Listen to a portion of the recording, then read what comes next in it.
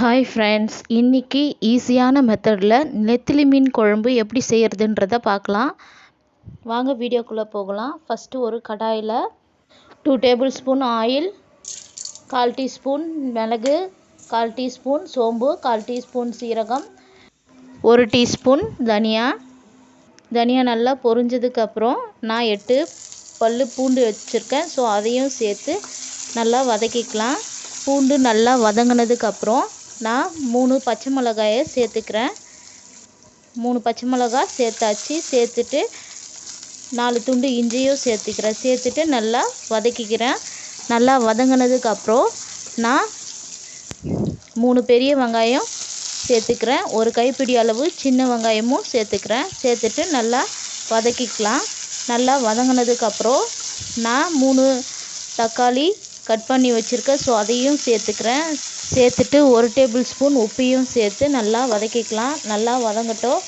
நல்லா வதங்கினதுக்கப்புறம் நான் 2 கொத்து கறிவேப்பிலையும் சேர்த்துக்கிறேன். கறிவேப்பிலை அதிகமாக சேர்த்தோம்னா கொஞ்சம் மீன் குழம்புக்கு நல்லாயிருக்கும். நான் 1 டேபிள் ஸ்பூன் குழம்பு மிளகாய்த்தூள், 1/4 டீஸ்பூன் மஞ்சள் தூள் சேர்த்து நல்லா வதக்கிக்கிறேன்.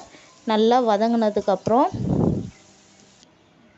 ஸ்டவ் ஆஃப் பண்ணிடலாம். இப்போ நல்லா வதங்கிடுச்சு. இப்போ ஆற வச்சதுக்கப்புறம் நம்ம ஒரு மிக்ஸி ஜாரில் போட்டு ரொம்ப ஃபைன் பேஸ்ட்டாக இல்லாமல் கொஞ்சம் கொரப்பாக 75% அளவுக்கு நம்ம அரைச்சி எடுத்துக்கலாம். அரைச்சி எடுத்து தனியாக வச்சுக்கலாம். இப்போ ஒரு பாத்திரத்தில் நான் 2 டேபிள் ஸ்பூன் கடுகு எண்ணெய் சேர்த்துக்கிறேன். ஸோ நல்லாயிருக்கும் கடுகு எண்ணெயில் செஞ்சால். 1/4 டீஸ்பூன் கடுகு, 1/4 டீஸ்பூன் வெந்தயம் சேர்த்து நான் அரைச்சி வச்சுருக்கிற பேஸ்ட்டை சேர்த்துக்கிறேன். சேர்த்துட்டு எவ்வளோ தண்ணி வேணுமோ அந்த அளவுக்கு தண்ணியும் சேர்த்துக்கலாம். பாருங்கள், சேர்த்தாச்சு. குழம்பு நல்லா கொதிக்கட்டும். நான் இப்போது புளி தண்ணி சேர்த்துக்கிறேன். சேர்த்துட்டு புளி தண்ணி பச்சை வாசனை போகிற அளவுக்கு நல்லா கொதிக்கணும். ஸோ அதனால் நான் மூடி வச்சு ஒரு 10 மினிட்ஸ் குக் பண்ணுறேன். நல்லா கொதிக்கணும். மூடி வச்சு குக் பண்ணியாச்சு. இப்போ குழம்பு நல்லா கொதிச்சிடுச்சு. பச்சை வாசனையும் போயிடுச்சு. ஸோ இந்த டைமில் நான் உப்பு, மஞ்சள் தூள் சேர்த்து நல்லா நெத்திலி மீன் கழுவி வச்சுருக்கேன். ஸோ அதையும் சேர்த்துக்கிறேன். மீன் சேர்த்தாச்சு. சேர்த்துட்டு நம்ம ஃபஸ்ட் டைம் கிளறும்போது ஒன்றும் பிரச்சனை இல்லை, மீன் உடையாது. ஃபஸ்ட் டைம் கிளறும்போது நல்லா ஃபாஸ்ட்டாக கிளறிக்கலாம், ஒன்றும் பிரச்சனை இல்லை. பாருங்கள், இந்த மாதிரி கிளறிக்கலாம்.